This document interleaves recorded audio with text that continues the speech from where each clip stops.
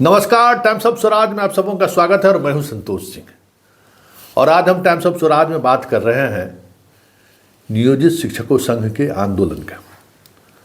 संयोग से आज शिक्षा विभाग के अधिकारियों से भी और मुख्यमंत्री सचिवालय में कार्यरत अधिकारियों से भी मुलाकात का मौका मिल गया। विधानसभा सत्र चल रहा है, स्वाभाविक तौर पर सारे पदाधिकारी वहाँ मौजूद रहते हैं और आजकल तो आप लोग हमको ब्रांड बना दिए हैं। शिक्षकों की लड़ाई संतोष सिंह ही लड़ रहे हैं।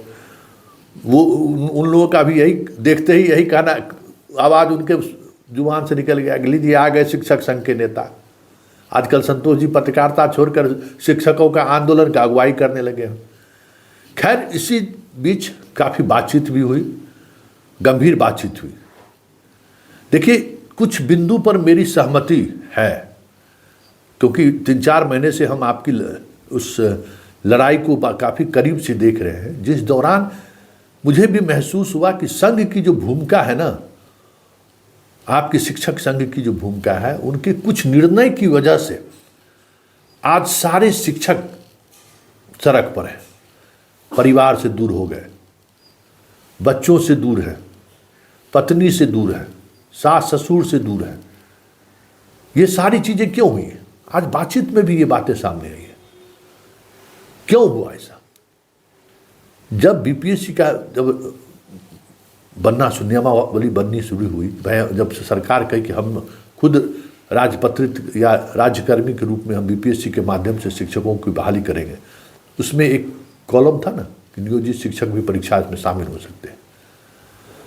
उस दिन शिक्षक संघ अगर मजबूती के साथ इस लड़ाई में शामिल रहता कि ठीक है, आप बीपीएससी से जितने नियोजित शिक्षक चयनित होंगे उनका सेवा काल का भी लाभ उनको मिलना चाहिए।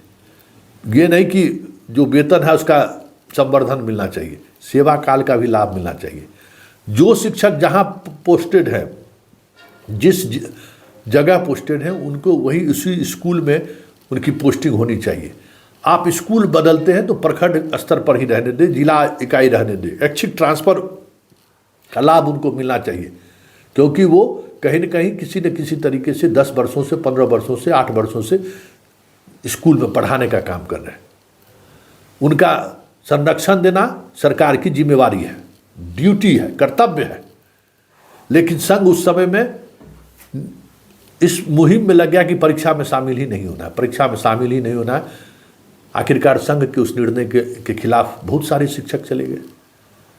आज इसी बात की चर्चा हो रही थी और हम मजबूती के साथ कह रहे थे कि ये आप मत समझिए कि आपके यहाँ जो शिक्षक की नौकरी कर रहे हैं ना, वो किसी भी परिस्थिति में नौकरी में बने रहेंगे।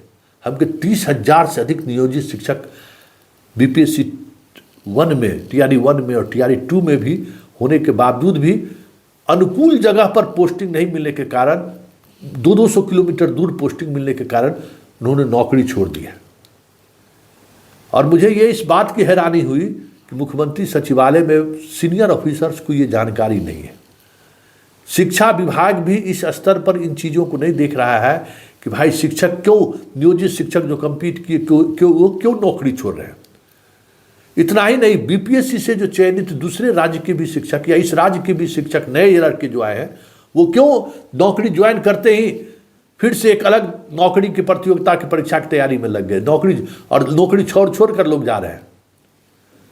क्योंकि भाई शिक्षक की नौकरी एक अलग तरीके की नौकरी है। वो नौकरी कम एक अलग तरीके की जिम्मेवारी और दायित्व वाली चीज़ है, वो जो हर जगह आप निर्वाहन नहीं कर सकते।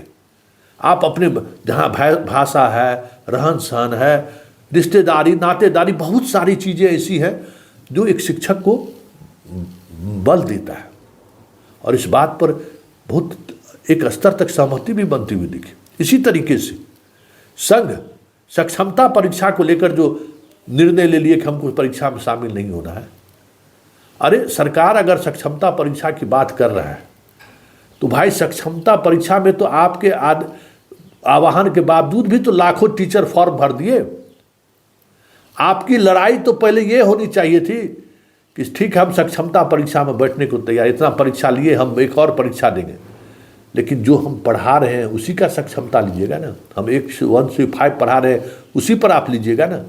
6 to 8 पढ़ा रहे हैं, 6 to 8 की परीक्षा लीजिएगा ना, 10th to 12 पढ़ा रहे हैं हम, उसकी परीक्षा लीजिएगा क्या? आप हमारा ग्रेजुएशन और बीपीएससी की परीक्षा लीजिएगा, जो 14 बरस 15 बरस पहले हम छोड़ दिए हैं।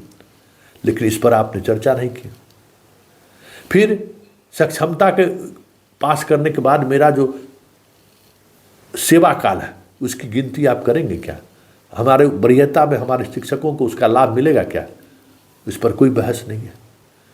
तो कहीं न कहीं इस पूरे प्रकरण को अगर आप गौर से देखिए तो संघ जिस तरीके से बीपीएससी के एग्जाम के समय में भी विरोध का स्वर बुलंद किया और सक्षमता वाले में जो विरोध का स्वर बुलंद कर रहे हैं, उससे जो बुनियादी सवाल थे शिक्षकों से जुड़े हुए, जिन सवालों पर सरकार को बैकफुट पर आना तय था, आज भी लोग कह रहे थे कि अगर ये सवाल हम लोगों के सामने होता तो हम लोग इसको जरूर मानते कि महिलाओं को इतनी दूर पोस्टिंग क्यों नहीं, पुरुष को इतनी दूर पोस्टिंग क्यों नहीं, 3-3 जिला वाइफ हस्बैंड की एक जगह पोस्टिंग क्यों नहीं होगी।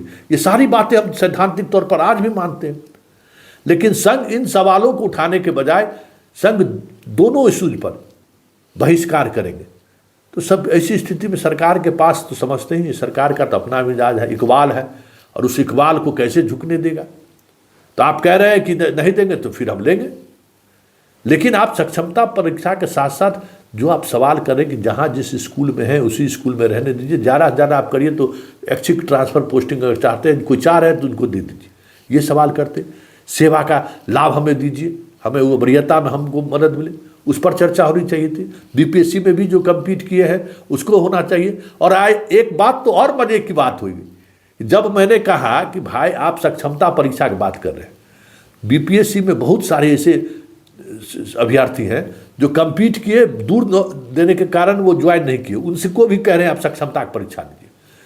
आप मिनिमम कट ऑफ मार्क्स निर्धारित किए थे कि इतना मार्क्स जो लाएंगे उनको हम नौकरी दे देंगे। बहुत सारे विषय में 30-40% पर भी नौकरी आप दी है। तो जो कट ऑफ मार्क्स से ज़्यादा मार्क्स लाया उसको सक्षमता दिलाने की क्या जरूरत है? सक्षमता परीक्षा बार बार परीक्षा दिलाने की क्या जरूरत है? तो कहा कि संघ को इस पर डिमांड करना चाहिए था, संघ को इस बात को रखनी चाहिए थी। तो ये सारी बातें ऐसी बातें हैं जिनके सहारे संघ मजबूती से अपने शिक्षक भाइयों के लिए आवाज़ बुलंद कर सकता था। बहुत सारी चीज़ों को अपने पक्ष में करने के लिए सरकार को मजबूर कर सकता था। ऐसा करने के बजाय हम बहिष्कार करेंगे, बहिष्कार करेंगे, बहिष्कार करेंगे, इस नारे की वजह से संघ भी टूट गया। संघ की बात को शिक्षकों ने भी नहीं माना। आज सक्षमता में के भी फॉर्म भर दिया और बीपीएससी में भी लोगों ने फॉर्म भर दिया। तो ये कहीं न कहीं ये बातें आ रही है कि संघ का ओपिनियन की वजह जो भी रहा हो, लेकिन जो नुकसान आज हुआ है शिक्षकों को, या जिस तरीके से शिक्षक आज अपने आप को बहुत ही असहाय महसूस करता है, इसमें संघ की बड़ी भूमिका है। संघ ने वजह जो भी है, संघ ने एक बड़ी भूल जरूर की है और इतने लाखों शिक्षकों का भविष्य संघ के गलत निर्णय की वजह से आज दांव पर लगा हुआ है।